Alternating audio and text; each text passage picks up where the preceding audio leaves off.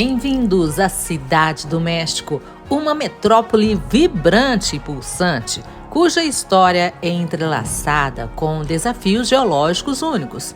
Aqui, em meio à majestosa paisagem de montanhas e vulcões, enfrentamos um inimigo silencioso, a subsidência do solo.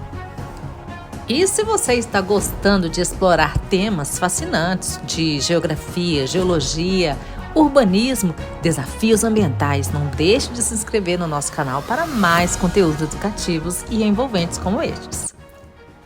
A subsidência do solo é um fenômeno geológico que ocorre quando o solo gradualmente afunda e se comprime devido a processos naturais ou atividades humanas. A subsidência é um desafio sério e afeta 19% da população mundial, principalmente em áreas urbanas. Este é um problema complexo que tem tirado o sono de muitos moradores dali da Cidade do México. A Cidade do México está exatamente localizada em uma bacia endorreica, que está dentro do Planalto Central do México. Cercada por montanhas e vulcões, ou seja, os rios e os córregos não têm saída para o mar e nem mesmo para uma outra bacia hidrográfica externa. Assim, chamamos este tipo de bacia hidrográfica de bacia endorreica. E eu vou deixar aqui um vídeo que explica sobre os demais tipos de bacias hidrográficas, ok? Geologicamente, a Cidade do México repousa sobre o que antes era um grande lago, o Lago do Texcoco. O local foi a antiga capital do Império Azteca, a cidade de Tenochtitlan, localizada onde exatamente está a Cidade do México. No caso, a cidade foi fundada lá em 1325 e era uma cidade construída sobre uma ilha no meio do Lago Texcoco, no Vale do México. A cidade foi projetada de forma meticulosa, com canais, pontes e sistemas de drenagem elaborados, permitindo o desenvolvimento de uma civilização avançada. No entanto, a urbanização intensiva e a drenagem do lago ao longo de vários séculos levaram à subsidência do solo. A moderna Cidade do México foi construída sobre as ruínas de Tenochtitlan. O processo de drenagem do Lago Texcoco começou durante a época colonial espanhola, no século XVI. No entanto, o lago não secou completamente em um único século. Foi um processo gradual que ocorreu ao longo de vários séculos, com esforços contínuos para drenar as águas e ganhar terras para a expansão urbana e agrícola. O solo da região é composto principalmente por sedimentos lacustres e argilosos, que são altamente susceptíveis à compactação e à subsidência quando submetidos a cargas adicionais. A urbanização crescente na região e a exploração excessiva de águas subterrâneas foram fatores cruciais que impulsionaram a subsidência na Cidade do México. Também, a retirada intensiva da água reduziu o nível freático, ou seja, o lençol freático, como muitos costumam falar, comprimindo os sedimentos lacustres e causando o afundamento do solo. Esse fenômeno compromete diretamente a infraestrutura urbana e afeta os edifícios, as estradas, as redes de tubulação.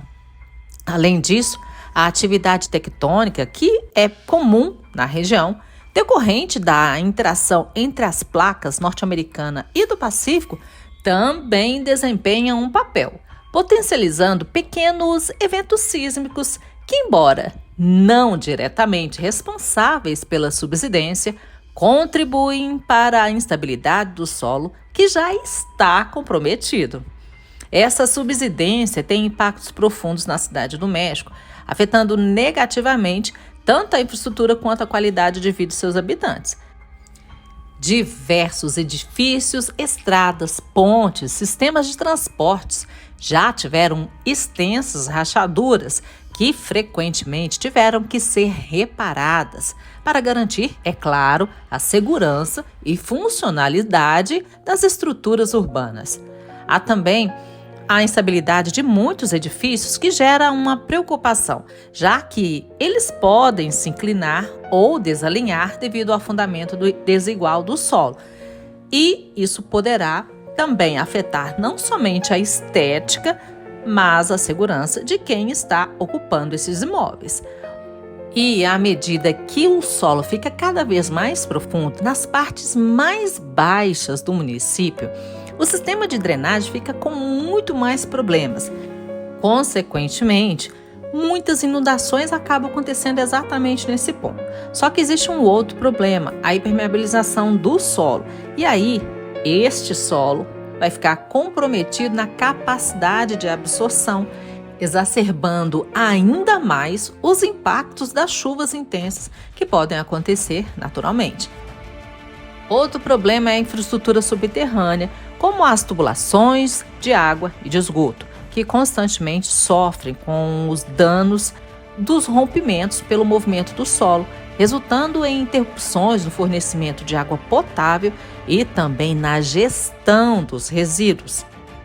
Todos os danos estruturais, consequentemente, geram um ônus significativo para as autoridades municipais e também para os residentes, além de afetar o valor do imóvel, das propriedades. Além dos impactos econômicos, a subsidência afeta diretamente a qualidade de vida dos habitantes da Cidade do México, gerando um estresse devido à necessidade contínua de reparos e de manutenção. Isso aumenta a vulnerabilidade das comunidades mais carentes, destacando a importância de soluções eficazes e sustentáveis para mitigar esses desafios urbanos. O governo do México está até tentando implementar medidas para combater a subsidência na Cidade do México, incluindo a regulamentação da extração da água subterrânea, criando métodos de práticas sustentáveis na gestão hídrica e reforçando as estruturas urbanas. A eficácia dessas medidas tem mostrado resultados promissores na desaceleração do afundamento do solo, mas os desafios, eles são maiores do que as iniciativas e são persistentes. Exige um comprometimento contínuo para a sustentabilidade urbana e cooperação entre diferentes setores da sociedade. Na Cidade do México, a luta contra essa subsidência é mais do que um desafio geológico, é um compromisso com o futuro da cidade. Com a colaboração, a população e o país poderão, talvez, construir um amanhã mais resiliente e sustentável.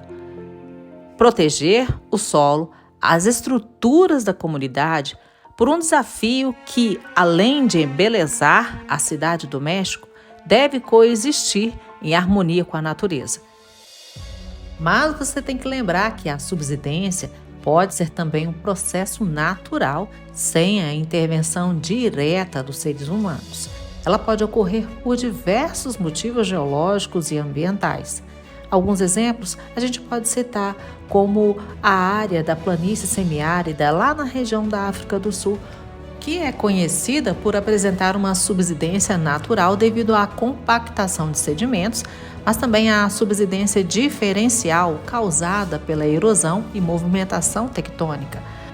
E um dos processos de subsidência mais famosos do mundo está na Fossa das Marianas, no Oceano Pacífico.